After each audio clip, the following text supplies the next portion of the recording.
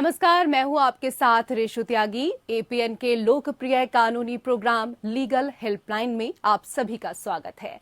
इसमें हमारे कानूनी विशेषज्ञ रोजमर्रा की जिंदगी की समस्याओं से जुड़े कानूनी मसलों पर आपकी शंकाओं का समाधान करते हैं। आप भी इस प्रोग्राम से जुड़ सकते हैं और फोन करके कानूनी राय ले सकते हैं।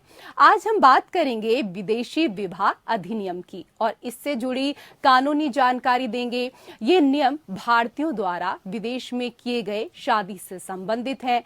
विदेशी विवाह अधिनियम 1969 के मुताबिक विदेश में यदि कोई भारतीय शादी करता है तो उसे वहां स्थित भारतीय दूतावास को इसकी जानकारी देनी होती है। इस तरह की शादियों में दूतावास में कई तरह की औपचारिकताएं पूरी करनी होती है। शादी करने वाले लड़के और लड़की की दस्तावेजों की फाइल सहित शादी के कार्ड को भी प्रमाण के तौर पर जमा किया जाता है। इन प्रक्रियाओं को ना करने पर बाद में शादी की रजिस्ट्रेशन में दिक्कत आ सकती है। भारत में लड़कियों के लिए विवाह की कानूनी उम्र 18 वर्ष है और लड़कों के लिए 21 वर्ष है। वहीं नियम एक विदेशी नागरिक के साथ विवाह करने का है, भले ही उनके देश का घरेलू कानून विवाह के लिए उच्च या निम्न आयु निर्धारित कर सकता है। विदेशी विवाह अधिनियम पर जानकारी देने के लिए हमारे आज के कानूनी विशेषज्ञ अधिवक्ता नवीन पांडे जी आज हमारे साथ मौजूद हैं। सर, बहुत बहुत स्वागत है आपका हमारे खास कार्यक्रम में। तो नवीन जी आपको विदेशी विवाह अधिनियम से जुड़े तमाम कानूनी पहलुओं की जानकारी देंगे। अगर आपका विदेशी विवाह अधिनियम से जुड़ा हुआ कोई भी सवाल है तो आप फोन करके राय ले सकते हैं।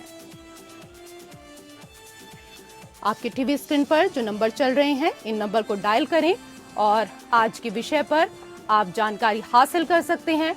हमारे नंबर है 01206127 और एक और हमारा नंबर है, इसको भी आप डायल कर सकते हैं 01206127 तो कॉल करें और आज के विषय पर आप सलाह ले सकते हैं कि विदेश में हुई जो शादियां हैं उस पर कानूनी जानकारी अगर आपको कुछ भी चाहिए तो इसके लिए आप हमारे साथ जुड़ सकते हैं, सलाह ले सकते हैं। चलिए, तो बहुत सारे सवाल हैं यहाँ पर और सर पहला सवाल यहाँ पर मेरा आपसे ये है कि फॉरेन मैरिज एक्ट का मकसद क्या है और मुख्य प्रावधान क्या है? फॉरेन मैरिज एक्ट का मकसद ये है कि जो हमारे भाई बहनें जो विदेशों में रहते हैं वो भी शादी विवाह करते हैं, अपना घर परिवार बसाते हैं, लेकिन जब विवाह होती है तो कई बार बहुत तरह के विवाद भी उत्पन्न हो जाते हैं। तो इस तरह के विवादों के निपटारे के लिए और इन विवाहों को रेगुलेट करने के लिए इस अधिनियम को लाया गया था। सर, क्या विदेशी विवाह प्रमाण पत्र भारत में मान्य है?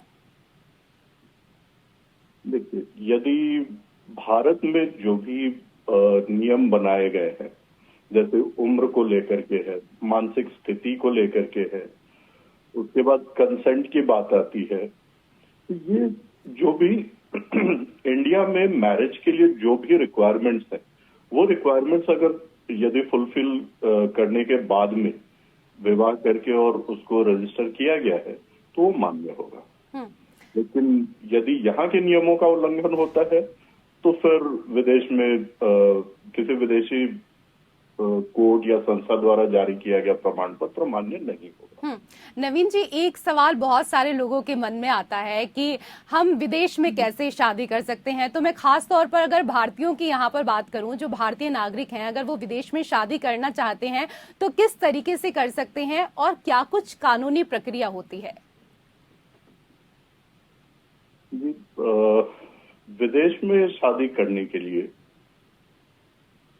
उसको यदि आपको मान्य शादी बनाना है तो उस परिस्थिति में आपको जो विदेशी विवाह अधिनियम है उसके नियमों का अनुपालन करना होगा और मैरिज रजिस्ट्रार के यहाँ पर उसकी रजिस्ट्रेशन भी करानी होगी, जो भी कंसर्न मैरिज रजिस्ट्रार हो विदेश में। इसके साथ साथ जो विवाह के प्रमाण है, प्रमाण पत्र लेने से पहले आपको विवाह के प्रमाण जैसे विवाह का कार्ड हो गया, फोटोग्राफ्स हो गए, इन सारी चीजों को आपको एम्बेसी के अंदर भी जमा करवाना होता है। जी, एक बार फिर से हम अपने तमाम दर्शकों को बता दें कि आज हम विदेश में होने वाली शादियों को लेकर यहाँ पर चर्चा कर रहे हैं और ऐसे में बहुत सारे लोगों के मन में सवाल होंगे। आपको इसका प्रोसेस पूरी तरीके से नहीं पता होगा कि हमें क्या करना चाहिए, क्या नहीं करना चाहिए। तो इसके लिए लगातार हमारी फोन लाइंस खुली हुई हैं, आप इन नंबर पर कॉल कर सकते हैं। आज हमें इस विषय के बारे में जानकारी दे रहे हैं कानूनी विशेषज्ञ अधिवक्ता नवीन पांडे जी, और आपकी सारी जितनी भी समस्याएं हैं, जितने भी सवाल हैं, उनको आज सुलझा रहे हैं। सर, एक और अहम सवाल कि विदेश में शादी करने पर कौन कौन से ऐसे दस्तावेज हैं जिनकी जरूरत होती है? सबसे पहले तो आपका पासपोर्ट जी, जन्म प्रमाण पत्र, आपकी आयु का प्रमाण पत्र, मुख्य रूप से इन दस्तावेजों की ही आवश्यकता होती है। और आप हर तरह से सक्षम है, आपको ये चीज भी साबित करना होगा कि कोई किसी तरह का आपके ऊपर कोई प्रतिबंध नहीं है विवाह करने से, जैसे मानसिक रूप से आप बिल्कुल सही हैं, है ना। तो इन सब दस्तावेजों की आवश्यकता होती है। अच्छा, अगर बात करी जाए अधिकारी को लेकर, तो विवाह अधिकारी कौन होता है और उसकी क्या कुछ भूमिका होती है? और इसके साथ ही ये भी बताएं सर कि इस दौरान दूतावास की क्या कुछ अहम भूमिका होती है?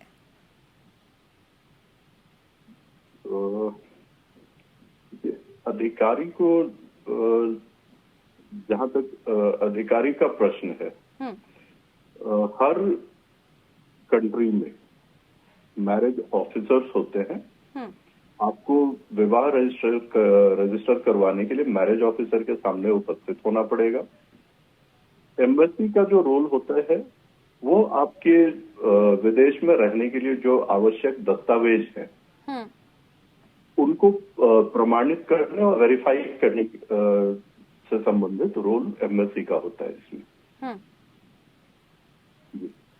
तो एक बार फिर अपने तमाम दर्शकों को ये जानकारी दे देते हैं कि आज के विषय पर अगर आप भी कोई भी कानूनी सलाह लेना चाहते हैं, कोई भी एडवाइस लेना चाहते हैं, तो इसके लिए आप कॉल कर सकते हैं। लगातार आपकी टीवी स्क्रीन पर नंबर चल रहे हैं, इन नंबर पर आप कॉल करें। नवीन पांडे जी लगातार हमें आज जानकारी दे रहे हैं। सर, एक और सवाल कि अगर कोई जोड़ा विदेश में शादी करता है तो क्या भारत वापस आकर उसे शादी यहाँ पर भी रजिस्टर करवानी पड़ेगी? अगर रजिस्टर यहाँ नहीं हुई है तो?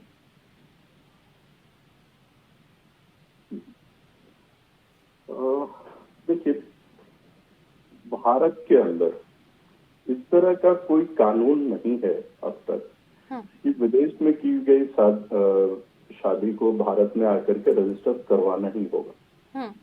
लेकिन हमारे यहाँ भी कुछ राज्यों ने इससे संबंधित कुछ कानून बना रखे हैं। यदि आपके संबंधित राज्य के अंदर ऐसे कानून मौजूद हैं तो आपको संबंधित कानून के तहत रजिस्ट्रेशन करवाना होगा।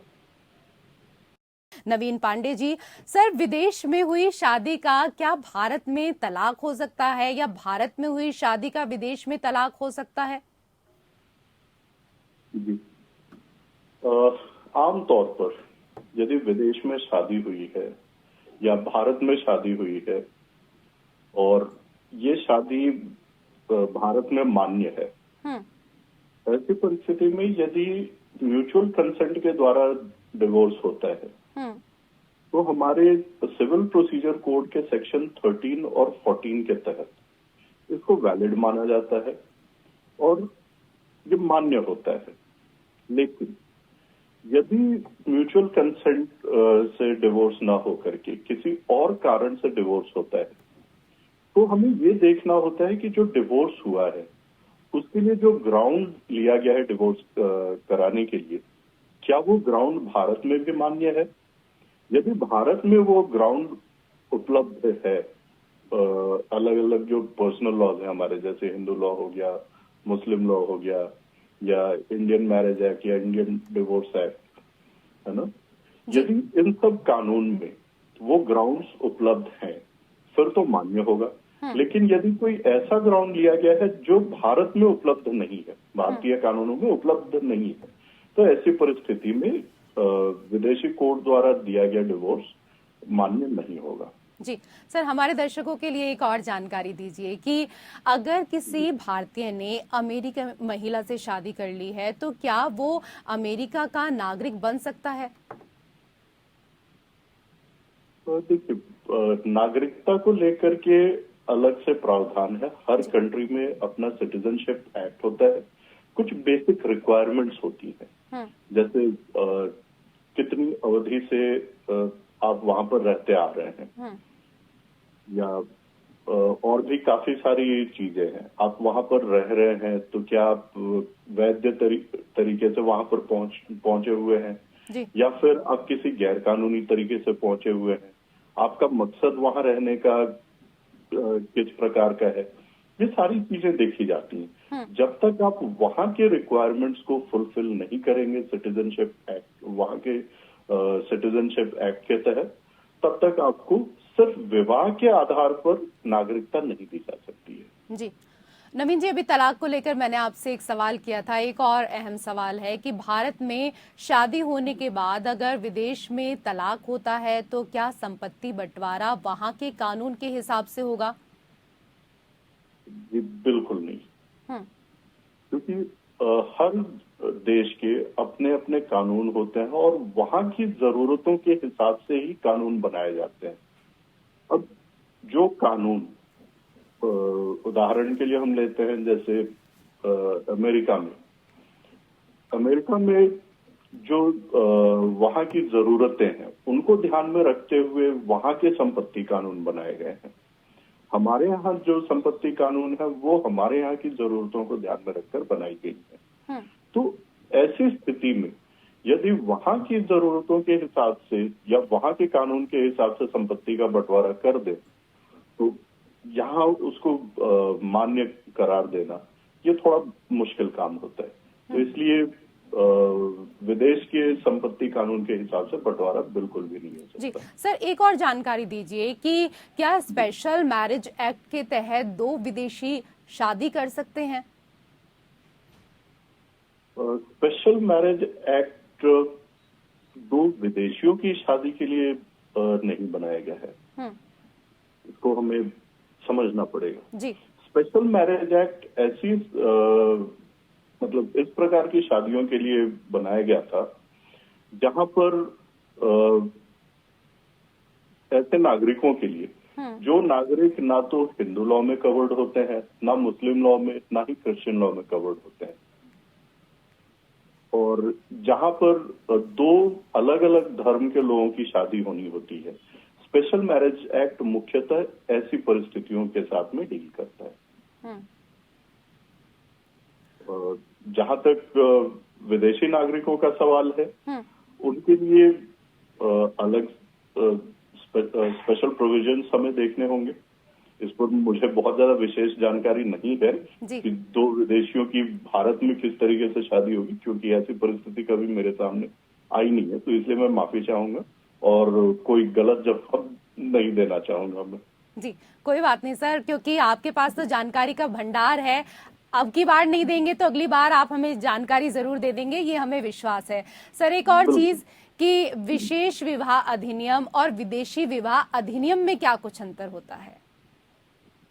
विशेष विवाह अधिनियम जहां दो अलग धर्म के लोगों को विवाह करना हो, वहां पर विशेष विवाह अधिनियम के प्रावधान लागू होंगे, जबकि विदेशी विवाह अधिनियम उस परिस्थिति में लागू होते हैं जहां दो भारतीय नागरिक जो विदेश में रह रहे हैं, वो हो सकता है दोनों एक धर्म के हों या दोनों अलग अलग धर्म के भी हो सकते हैं। तो ये मुख्य फर्क है इन दोनों कानून में। चलिए, तो विदेश में हुई शादियों पर कानूनी जानकारी अगर आप भी लेना चाहते हैं तो लगातार आपकी टीवी स्क्रीन पर नंबर चल रहे हैं। इन नंबर पर आप भी कॉल कर सकते हैं और एडवाइस ले सकते हैं। सर, विदेश में हुई शादी के बाद अगर घरेलू हिंसा पत्नी के खिलाफ होती है तो क्या भारत में केस दर्ज हो सकता है?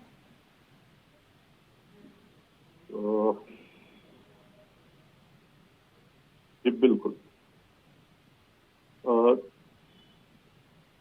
क्रिमिनल प्रोसीजर कोड में सेक्शन 188 है। सेक्शन 188 के तहत यदि किसी प्रकार का अपराध विदेशों में होता है तो इस धारा के तहत उसको माना जाएगा कि अपराध भारतीय टेरिटरी के अंदर हुआ है और इस सेक्शन के आधार पर भारत में भी एफआईआर रजिस्टर हो सकता है और कानूनी प्रक्रिया को शुरू किया जा सकता है और समुचित कार्रवाई भी की जा सकती है। सर, बहुत सारे सवाल मेरे मन में हैं, एक के बाद एक। तो ये भी बताइए कि विशेष विवाह अधिनियम के तहत शादी हुई हो और विदेश में ही तलाक हो जाता है और पति की संपत्ति पर पत्नी हक मांगती है, तो ये कैसे संभव है? इसको थोड़ा सा ब्रीफ में बताइए सर। एक बार सवाल को मैं रिपीट कर दूं। जी, मैं एक बार फिर से सवाल दोहराती हूँ कि विशेष विवाह अधिनियम के तहत शादी हुई हो और विदेश में ही तलाक हो जाता है और पति की संपत्ति पर पत्नी हक मांगती है, तो ये कैसे संभव है? देखिए, विशेष विवाह अधिनियम के तहत विवाह तो संभव है ही यदि दोनों दो दूसरे धर्म से बिलोंग करते हैं। उसके बाद ये विदेश में जाकर के यदि ऐसे किसी ग्राउंड पर डिवोर्स होता है जो ग्राउंड भारत में भी उपलब्ध है तो वो डिवोर्स मान्य होगा। या ऐसी भी परिस्थिति आ सकती है कि दोनों ने आपसी सहमति से म्यूचुअल कंसेंट डिवोर्स लिया हो जी, जिसमें मान्य न होने का कोई प्रश्न ही नहीं उठता। अब ऐसी स्थिति में यदि पत्नी संपत्ति के विभाजन के लिए दावा करती है तो संपत्ति के विभाजन के लिए उसको भारत में ही मामला दायर करना होगा और जो भारतीय संपत्ति कानून है उनके तहत ही उसका बंटवारा हो सकता है। इसमें कोई विदेशी कानून का रोल नहीं है और ना ही किसी विदेशी कोर्ट के पास में पावर्स हैं जो संपत्ति के बंटवारे के विवाद पे विचार कर सके। सर, इतना अमूल्य समय देने के लिए और हमारे तमाम दर्शकों को इतनी अच्छी जानकारी देने के लिए आपका बहुत बहुत शुक्रिया। और इसी के साथ हमारे विशेष कार्यक्रम लीगल हेल्पलाइन में फिलहाल इतना ही। नमस्कार।